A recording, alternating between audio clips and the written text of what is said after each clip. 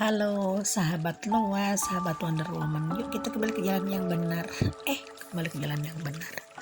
Kembali kepada channel YouTube saya Wonder Woman. Nah ini ada teman-teman yang nanya, aduh gimana sih kak cara menarik jodoh tapi aku ingin punya suami bule katanya. Ya memang perempuan Asia pada umumnya masih terobsesi dengan lelaki bule yang dianggap lebih baik. Padahal belum tentu juga sih, cuman memang sih ada orang-orang bule yang memang kelihatannya pertama memang lebih harismatik, lebih menarik, keduanya open minded, ketiganya bla bla bla bla. Mungkin itu alasan teman-teman kenapa ingin punya suami bule. Nah ini biasanya kebanyakan diawali dengan LDR atau hubungan jarak jauh. Nah hubungan jarak jauh ini tentunya ada yang lewat HP, ada yang lewat surat, atau mungkin pernah ketemu di suatu tempat atau rekomendasi dari seorang teman. Tapi bagaimanapun sama saja, prosesnya sama aja, caranya sama saja. Nah ini teman kita mengeluhkan, katanya dia sudah melakukan LDR lebih dari 4 tahun kak. Aduh gimana sih ya katanya, biar berjodoh kok katanya ketemu aja susah, meskipun dia ke Indonesia alasannya ada aja gak pernah ketemu gitu. Nah ini mungkin ada energi yang masih belum belum bisa sinkron, belum bisa antara energi dia sama energi kita ini masih jauh. Nah tentunya kita ini kuncinya apa? Kuncinya itu harus memantaskan diri. Memantaskan diri seperti apa? Nah kalau kita itu punya suami bule, artinya kita memang frekuensinya harus sama, karena jodoh itu yaitu mencari kesamaan dari diri dia dengan diri kita. Kalau umpamanya berbeda jauh, terlalu jauh, nggak ada kesamaan, nggak ada benang merahnya, gimana mau datang jodohnya teman-teman, gimana mau ketemu. Nah makanya gimana sih cara-caranya? Nah ini mungkin ada caranya yang bisa teman-teman ini dicoba ya. Pertama, kalau ini ingin misalkan bulenya ternyata bule Inggris misalkan gitu, bule London ya. Pertama kita memang harus mempelajari dan harus bisa atau mengerti bahasa Inggris. Jadi pertama yang harus kita lakukan ini pelajari dan kita coba untuk posisi conversation. Kita harus bisa bercakap-cakap bahasa Inggris.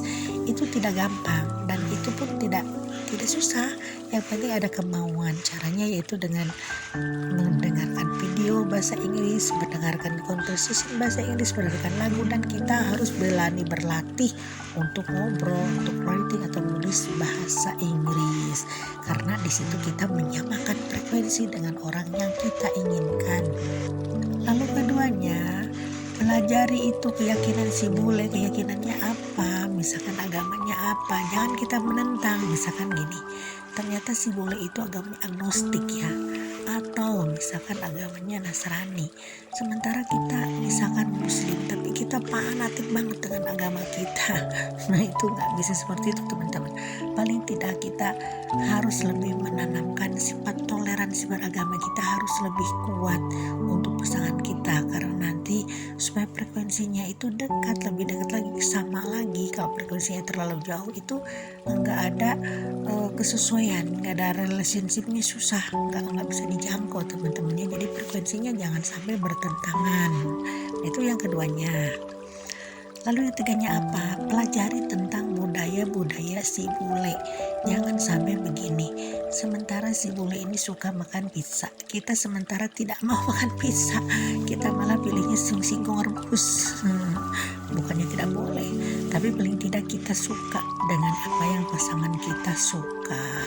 Nah jadi sesuaikan, pantaskan diri kita dulu. Setelah dirinya kita pantas, baru nanti kita akan mengalami frekuensi yang sama dengan pasangan yang kita inginkan. Lalu yang keempat, di samping makanan juga pelajari budayanya. Budaya si bule itu seperti apa? Misalkan budaya orang Inggris. Orang Inggris itu kan sangat sopan, sangat moderat, sangat terbuka. Nah jadi kita sendiri harus punya sikap seperti itu. Jadi berusaha untuk menyamakan frekuensi dari mempelajari sikap-sikap dia jangan sampai bertentangan dengan kita.